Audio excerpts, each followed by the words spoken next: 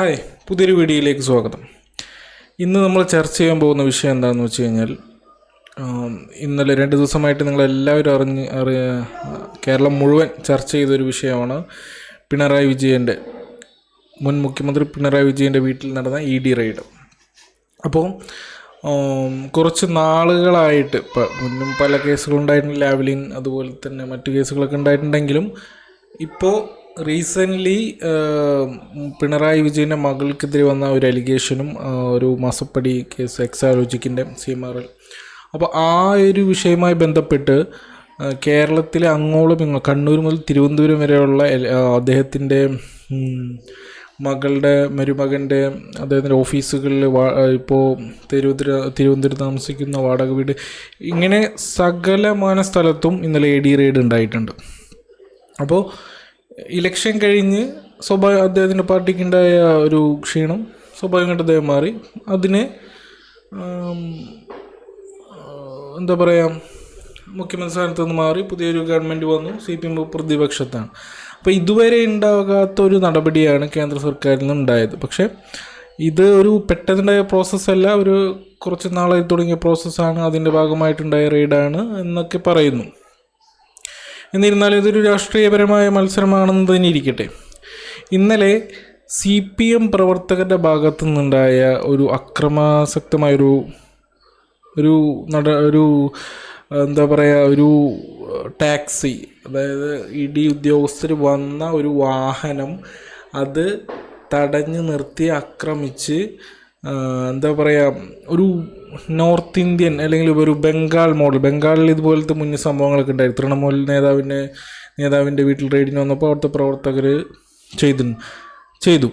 അപ്പോൾ അതുപോലെ നമ്മളുടെ പ്രബുദ്ധ കേരളത്തിൽ നിന്നുണ്ടായിരിക്കുകയാണ് CPMൻ്റെ ഭാഗത്തുനിന്ന്. വളരെ റെപ്യൂട്ടഡ് ആയിട്ടുള്ളൊരു പൊളിറ്റിക്കൽ പാർട്ടിയാണ്. കേരളത്തെ സംബന്ധിച്ചിടത്തോളം CPM എന്ന് പറയുന്നത്, ഇടതുപക്ഷം എന്ന് പറയുന്നൊരു ഐഡൻറ്റിറ്റിയാണ്. ഇവിടെ പല എന്താ പറയുക, വികസനത്തിനും പല ഉന്നമനത്തിനും പല രീതിയിലും കേരളത്തെ വേർതിരിക്കുന്നത് ഇവിടെ ഒരു കമ്മ്യൂണിസ്റ്റ് പ്രസ്ഥാനം ഉള്ളത് കൊണ്ടും അവരുടെ നിലപാടുകൾ ഉള്ളത് കൊണ്ടൊക്കെയാണെന്നാണ് നമ്മൾ വിശ്വസിച്ച് പോകുന്നത്.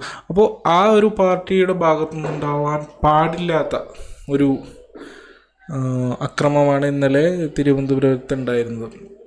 വളരെ ലജ്ജാകരം. കേരളത്തിന് തന്നെ അതൊരു അപമാനകരമാണ്. രാഷ്ട്രീയപരമാണെങ്കിൽ രാഷ്ട്രീയപരമായിട്ട് നേരിടുക, ആശയപരമായിട്ടാണെങ്കിൽ ആശയപരമായിട്ട് നേരിടണം. അല്ലാതെ കായികപരമായിട്ട് അതൊരു കേവലം ഉദ്യോഗസ്ഥരാണ്. അവരെ കൈയേറ്റം ചെയ്തുകൊണ്ട് എന്താണ് പാർട്ടി ഉദ്ദേശിക്കുന്നത്? ഇത് ശക്തമായിട്ട് തടയേണ്ട ഒരു സംഭവമാണ്. പാർട്ടിയെ സംബന്ധിച്ചിടത്തോളം ഇപ്പോൾ ഒരു ക്ഷീണം പറ്റിയിരിക്കുന്ന അവസ്ഥയാണ്. കമ്മ്യൂണിസ്റ്റ് പാർട്ടി ഇനി ഒരു അധികാരത്തിലോ അല്ലെങ്കിൽ ഇനി കയറി വരണമെങ്കിൽ അതിന് ജനങ്ങളുമായി അടുത്തിടപഴകി ജനങ്ങൾക്ക് ക്ഷേമത്തിന് വേണ്ടി പ്രവർത്തിക്കണം. അല്ലാതെ ഇതൊക്കെ അവരെ സംബന്ധിച്ചിടത്തോളം പിന്തുണ കുറയ്ക്കുകയുള്ളൂ.